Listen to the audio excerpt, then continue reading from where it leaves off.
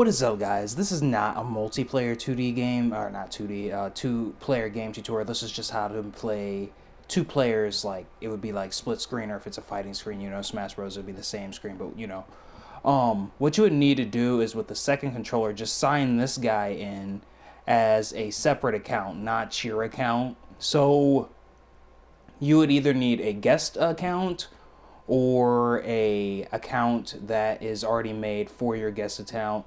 Pretty much you need more than one account on your PS4 to be able to do this, from what I'm aware of, because this one's signed in as somebody else, not signed in as my Young Tech's YouTube PSN, if that makes sense. So you need like two PSN accounts or something like that, if that makes sense, and then what I did, or just go to edit for whatever you want your player one to be. You want to press this for it, and you can either go to remote control or you can go to possessible. For this tutorial, we'll just say possessible. And then with player 2, we pretty much did the same thing, except we assigned it to where only player 2 can possess this one. We can go ahead and try turning on forced possession afterwards, just so you guys can get the gist. There's some other things you can do. You can mess with the max players with the global settings.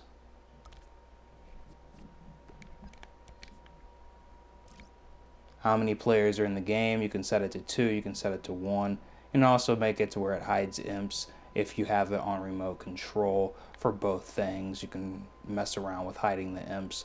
You can also hide the imps in the controller. And I think somewhere there's a few options for messing with the players in the splitter, in the combiner, as well as maybe something else. So I'm gonna go ahead and pull that out just in case this right here ends up helping you. One of these things says something about players. Now, I haven't messed around with it too much just because there's not that much to do with this kind of thing. Player 1, player 2, player 3. So player info, anywhere you see player info in a gadget, that will be a part of this. And this could help out with multiplayer in the future. This could be a way to pass along player info and stuff. What controller or what player is, doing, has this information and what information. I think the variable has something about that. Has something with multiplayer right here. You'll have to toggle this on in order to, make it to where players have their own variables. So, like if you were having an RPG game, this could actually really come in handy because you wouldn't have to make two different variables like exp1 for player 1 and exp2 for player 2. You could just have the same thing in there and just, I think, press this. Again, multiplayer isn't here yet, but that's what it's looking like this is.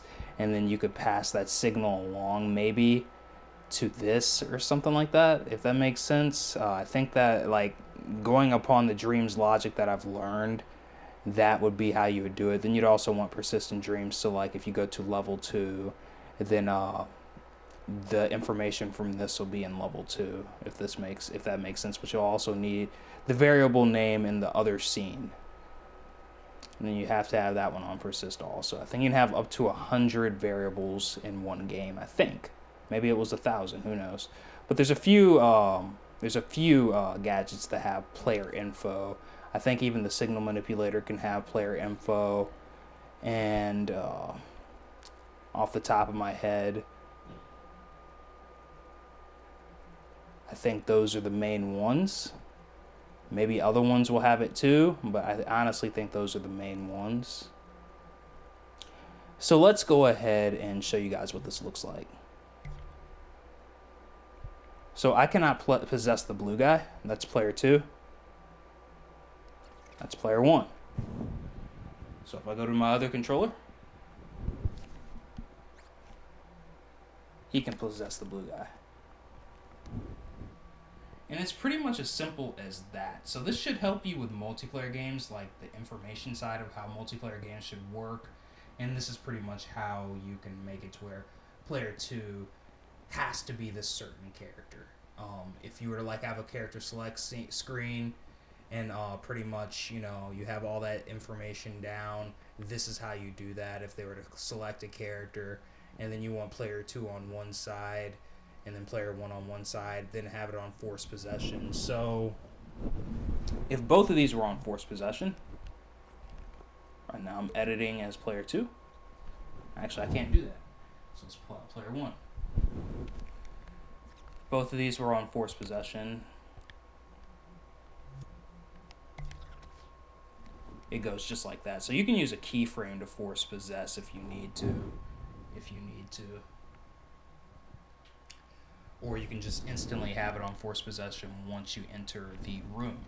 So this could really help out with 2-player games. So here's the other person still here. Yep. This could really help out. Here's my game that I've created. Don't forget to subscribe. Check out my channel playlist for individual tutorials on logic, sculpting, animation, music, and more. And check out my fighting game tutorial, my how to make combos tutorial. Pretty much you can learn how to do this kind of stuff. If this looks interesting to you, this game will be coming out. I made music on my account, portraits, as well as art and sculptures. I have free props for you guys to use.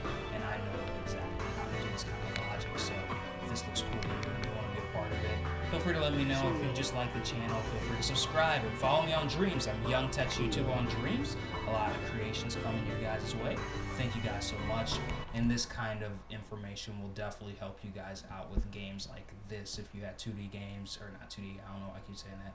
Fighting games where, you choose your character, then, one character's over there, one character's over there, and then the characters have to be assigned by controller. That's what this is for, not for online multiplayer. 2 different things. However, I did get into the side of multiplayer into this because I know a lot about Dreams. I think that's sort of how it's going to work. And I've also used Game Maker, and it kind of resembles that kind of thing about passing information, but it's a whole lot easier in Dreams, in my opinion. So that's pretty much it. Hope this helps you guys out, and peace.